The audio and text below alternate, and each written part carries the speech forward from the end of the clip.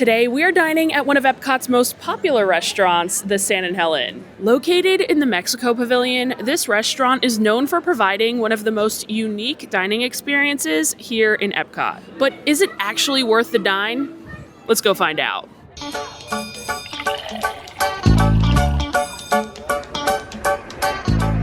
Here in the Mexico Pavilion, you'll find two table service restaurants. You have La Hacienda, which is located down by the World Showcase Lagoon, and the San and Helen, which can be found inside the pyramid. So today we're heading inside the pyramid and ordering a bunch of food so you know exactly what to get when dining here. As soon as I checked in with the cast members outside the restaurant, I asked if there was any way I could request a table down by the water. And by the water, I mean by the attraction. The Three Caballeros boat ride actually goes right past this restaurant, which is why a lot of people love the ambiance here. And sure enough, I just had to wait about 5 to 10 minutes extra for a table down here. And let me tell you guys, it is 100% worth it.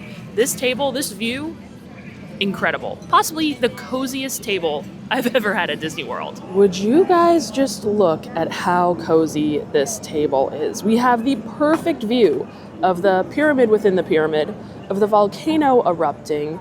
The boats are just floating right on by. Look at that. Just by the table, we have truly the perfect view. And I also noticed this here. That Cafe Foster sign threw everything off. I had it planned exactly what I was ordering today, guys, and I saw that. I've had it before. It is so delicious. So maybe we'll order one with dessert. But while we're talking about drinks, let me show you guys the drink menu. Of course, there are plenty of pours of tequila, of mezcal that you can order. And they also have some flights here, which when you do the math is a really good deal, actually. If you want to try some different tequilas, you could get some for a very good price in those flights right there. I also noticed they have this create your own margarita flight, which sounds really good to me. It's a good way to kind of try a bunch of the different margaritas. And speaking of margaritas, right up here we have all of the different margaritas that you can order. They have the Neil Patrick Harris one, they have the El Diablo, the Skinny Marg right there, the Blood Orange, the Paloma, the Cucumber, the Wild one, and the Classic, as well as some beer, sangria, wine, and non-alcoholic drinks as well. As you may already know, the same third-party company that runs La Cava de Tequila just behind me, Choza de Margarita outside, and all of the other restaurants and drink stands in the Mexico Pavilion also runs this. So you're going to see a lot of the same margaritas here on this menu that you could find at La Cava, which is great because the margaritas in La Cava are so good, some of like the best margaritas ever. So I like that you could kind of get those same delicious margaritas in this kind of setting, sit down and enjoy a nice meal, great views, great vibes, and those amazing margaritas. And in order to try and show you guys as many margaritas as possible, I decided to order the Create Your Own Margarita flight. When you order this, you can select 3 from the following: the El Diablo, Blood Orange, Cucumber, Classica, or the Wild one, and this is going to run you $38. Over the years, I have been able to try most of the margaritas on this menu, but I actually noticed there are 3 that I haven't tried before, all 3 of which are in this flight. So that's what I decided to order: the El Diablo, the Blood Orange, and the Wild one. I have to say, I am very impressed by this. I wasn't expecting the margaritas that come in this flight to be this big, but I'd say they're probably the size of a regular margarita. And this flight here costs $38. We've got 3 of them. That makes each margarita about $13. When the regular margaritas on this menu are pushing $20, I'd say $13 per margarita in this flight is an actual steal. This is such a good deal. If the margaritas were smaller, then it might not be, but considering these are like full-size margaritas, I'd say this is probably going to be a must get. And if I'm remembering correctly, this here is the Wild one. This in the middle is Blood Orange. And then on the end, we've got the El Diablo. So let's start here. The El Diablo has Lalo Tequila, Dos Hombres Mezcal, fresh lime juice, cucumber jalapeno juice, and a hibiscus salt rim. Oh no, this one here is so full, guys. I don't know how I'm going to drink this. And the salt is spilling everywhere.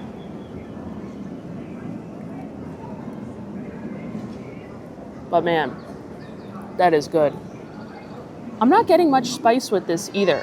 So I gotta say, if you're worried about the spice, I wouldn't be. I could actually probably use more spice, but it just tastes like a really fresh, classic margarita, almost a little bit like the cucumber margarita, which is one of my favorite margaritas here in the Mexico Pavilion. So I like it. Of course, that hibiscus salt is like absolutely incredible, but guys, it is staining everything. It has like dripped off onto the tablecloth and just gotten everywhere. It's like running all over the glass. Oh my gosh, it was not a good idea to wear white to review this restaurant because this salt has stained my clothing before. So this is your official warning. Next up, we're going for the blood orange, which has tequila, blood orange, mezcal, a black currant liqueur, orange juice, and a Tajín chili powder rim. I know this is probably a popular one over in La Cava, so I have no idea how I haven't tried it, but here we are. I'm trying it today. Salud.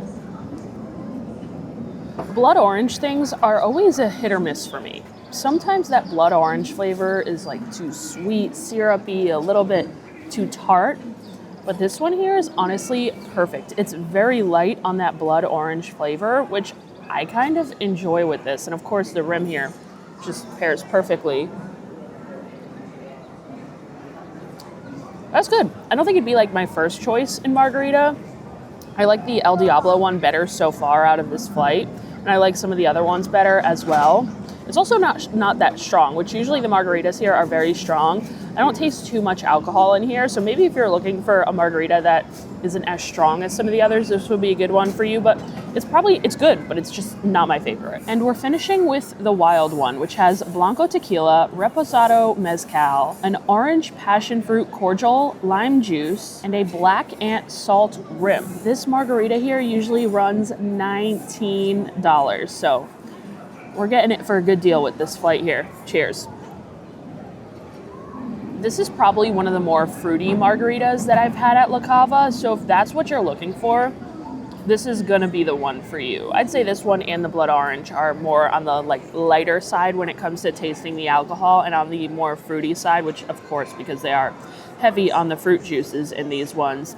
But it's again good, but like I don't think I would ever order this again. But that's why I got this flight. It's good to kind of try all of the different margaritas that they have, but my favorite on it, the El Diablo. Here, guys, the aftermath of the hibiscus salt is real. It got everywhere. Oh my gosh. But now that we've had some drinks, I want to show you guys a look at the food menu, starting with the soups and appetizers. They have the Sopa Azteca, which is like a chicken tortilla soup. I actually love that soup.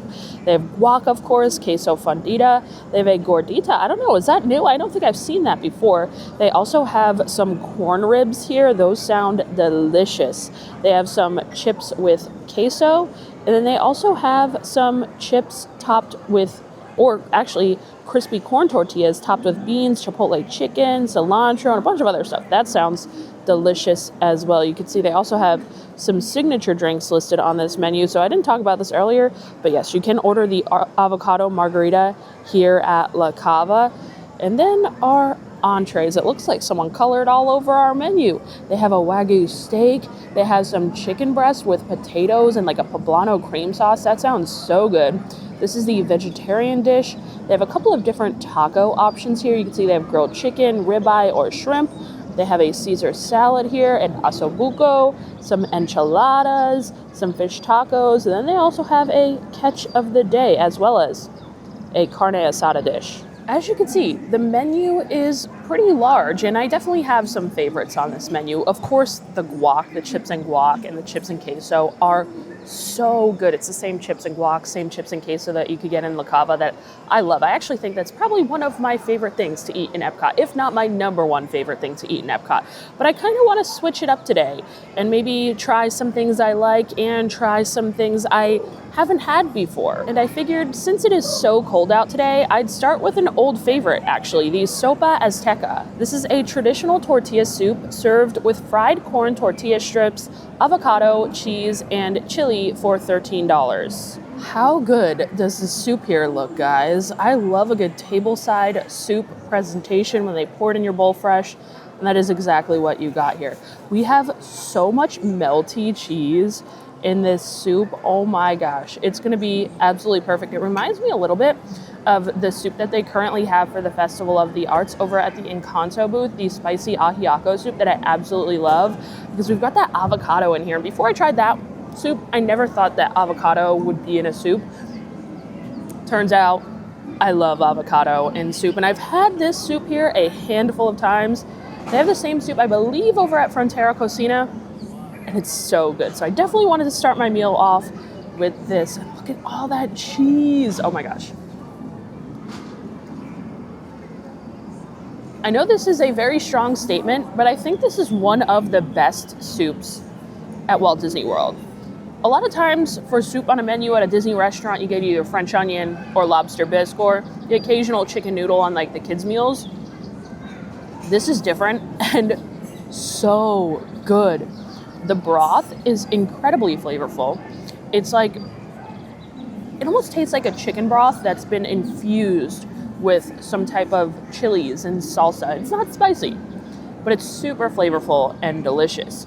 Obviously the cheese is great in here. The cheese is so good, but my favorite part is actually these like crunchy corn tortilla chips that they've got going on. The texture that gives to the soup, I like that they kind of like soften a little bit as they sit in the soup. But when you get those little crunchy bits, it's so good. I thought there was chicken in here. I'm not seeing any, so I could be wrong on that.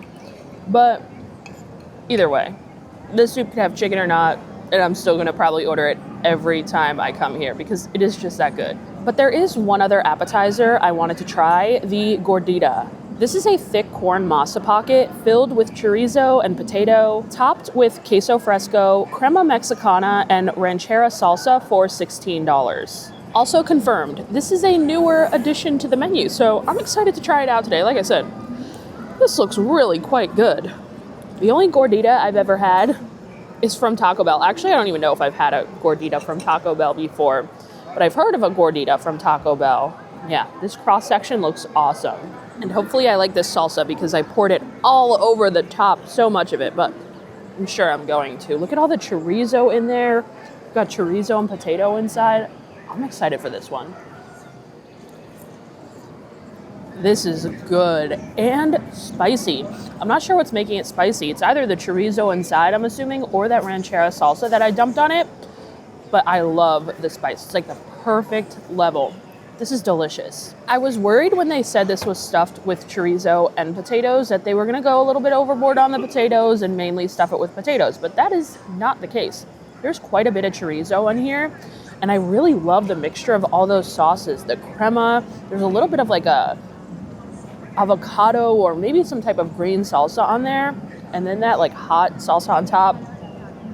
Honestly, they all complement each other so well, and they all complement this dish so well. But I'd have to say my favorite part is probably that really thick masa shell on the outside. I really like it because it's crunchy on the outside, but then it's really soft on the inside. That texture is perfect. This is excellent. It's a newcomer to the menu, and it's definitely something that I would come back for. It's like a little pocket. It's almost similar to an empanada, just not as crispy and not in that shape. This is great. So far, the drinks have been good. The appetizers have been great, but we're gonna be moving on to entrees now, and that's usually where I find this restaurant to struggle a bit.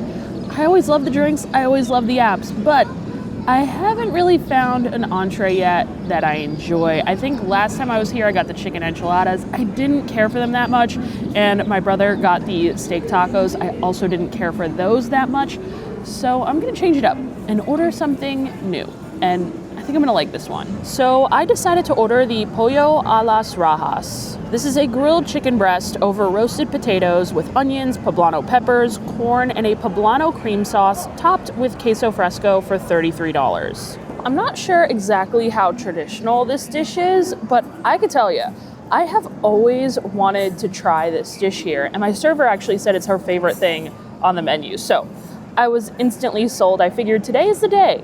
I'm finally gonna get this chicken here, and I'm happy I did. This looks so good. Now we've got all of the peppers, the onions, and the corn on top. We've got the potatoes underneath, And all of that creamy sauce. I want to see how much chicken we actually have here. Okay, oh, there is actually a bone in this. I was not expecting that. Let me show you. So we've got a piece of chicken here, a piece of chicken here, which are both pretty large. And then we've got like what is it called? Like the leg quarter. We've got the leg quarter here as well. So definitely a good amount of chicken, but like I said, I was not expecting the bone. And this chicken is so tender. I didn't even need the knife. It really just fell apart with the fork there. But I want to load it up with all of those peppers and the corn and the sauce. Get off, pepper. Okay, there we go. I think I've finally done it. I finally found an entree that I really like at the San Angel Inn. We're hitting a knockout today, guys. Everything we have tried today has been so good, and this chicken here is no exception. And I'm not necessarily one to order a chicken dish at a restaurant. I very rarely do it. It's usually very dry and just not the best, but this one is an exception. The chicken itself is seasoned really well. It has like a nice crust, but it's so tender on the inside. As I told you, it just falls right apart on your fork almost, which is great. And that sauce, it reminds me a little bit of a sauce, I can't remember the name, that I've had at Chewy's before. It's like a creamy green sauce, which is fantastic. It's so good. There's tons of peppers, tons of onions here, and I also really like those little sweet pops from the corn. I gotta say, I'm like really surprised. I'm now mad at myself that I haven't ordered this sooner, but we also have these like potato wedges here, and these are some very large potato wedges. Look at how big this one here is. This is such a big potato wedge. But again, these look like they're seasoned really well, and I think they're gonna soak up this sauce great as well. I thought wrong. These potatoes aren't great. They look a little bit better than they actually are. I'd maybe prefer it a little bit more if the chicken was served on top of some rice. I feel like it actually would soak up that sauce perfectly and work a little bit better than these potatoes here. I wonder if you could substitute them and if you could ask for rice instead of the potatoes. You might be able to. I'm not entirely sure. But everything else about this dish, I love. The sauce, the veggies, the chicken. It's so good. So yeah, this is definitely a dish that I will be coming back for. Next time I come back to San Angel Inn, this is for sure what I'm ordering. It is the best entree that I have tried on this menu. I really like it. I am so happy that we have finally broken the curse of the not so great entrees here at San Angel Inn. And as full as I am, we've got to grab some dessert too. This is what the dessert menu is looking like. They have a tres leches. They have a sweet corn ice cream. I believe I got that last time and it was so good. They also have a flan. They have a seasonal Mexican flavored sorbet, a little brownie ice cream sundae, and they also sell those classic Disney celebration cakes. But to start our dessert round, I figured we'd kick things off with a little dessert beverage. This is the Cafe Foster. It has Lalo Blanco tequila, reposado mezcal, coffee, chocolate cream liqueur, as well as cold foam and spiced chocolate salt for $20. Like I said a lot earlier, I have had this drink here before, and I gotta say, it's probably one of the most unique yet tasty coffee cocktails at Walt Disney World. I was such a huge fan of this last time because, like I said, they have it at La Hacienda, and that's where I tried it. I dined there a couple of weeks ago with some friends, and I instantly became a fan of this. So I was so happy to see it here at San Angel, and I'm so excited to have it again.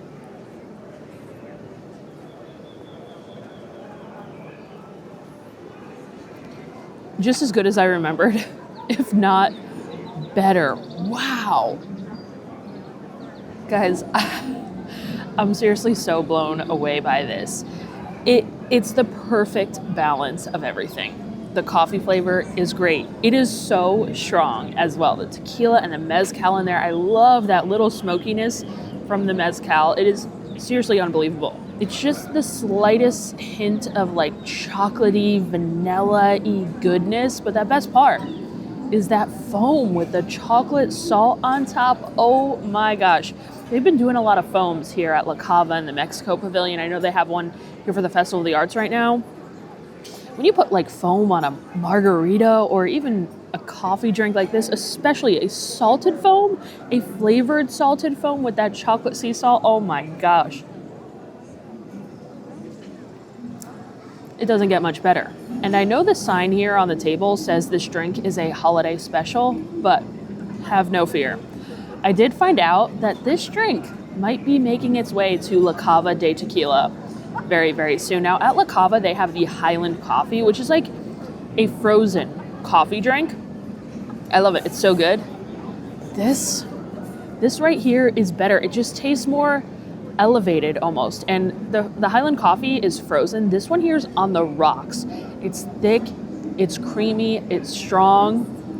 This is the perfect Mexican coffee cocktail. It's seriously unbelievable. And I cannot wait till it's on the menu at La Cava because I literally will be ordering it every time I come to Epcot. That's how good it is. You guys have to try this.